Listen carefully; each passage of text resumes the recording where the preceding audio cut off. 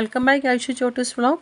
നമുക്കിത് മത്തിമീൻ മുളകിട്ട് വറ്റിച്ച് വയ്ക്കാവേ. അതിനാവശ്യത്തിന് ഒരു 10-15 ഉള്ളിയും 2 കഷ്ണം ഇഞ്ചിയും ഒരു 5-6 അല്ലി വെളുത്തുള്ളിയും കൂടെ ചതച്ച് മാറ്റി വയ്ക്കുക.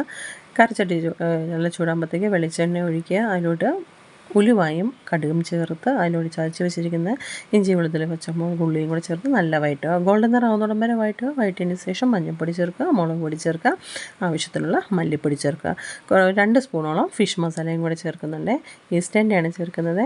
ഒന്നുകൂടെ ടേസ്റ്റ് കിട്ടാൻ വേണ്ടിയാണ്. പച്ചമണം പോകുന്നിടം വരെ നല്ല വഴയിട്ട് കളർ ചേഞ്ച് ആകുമ്പോഴത്തേക്കും പുളിവെള്ളം ഒഴിക്കുക. ഒഴിച്ചതിന് ശേഷം വീണ്ടും അത് വറ്റി മസാലയെല്ലാം മിക്സ് ആകുന്നിടം വരെ വീണ്ടും വഴറ്റിയെടുക്കുക. അതിലോട്ട് ആവശ്യത്തിന് വെള്ളം ചേർക്കുക, ഉപ്പ് ചേർക്കുക.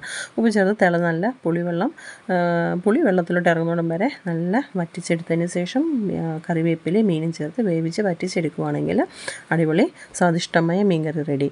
വീഡിയോ ഇഷ്ടപ്പെട്ടെങ്കിൽ ലൈക്ക് ചെയ്യുക, ഷെയർ ചെയ്യുക, സബ്സ്ക്രൈബ് ചെയ്യുക. വേറൊരു വീഡിയോ കാണാം.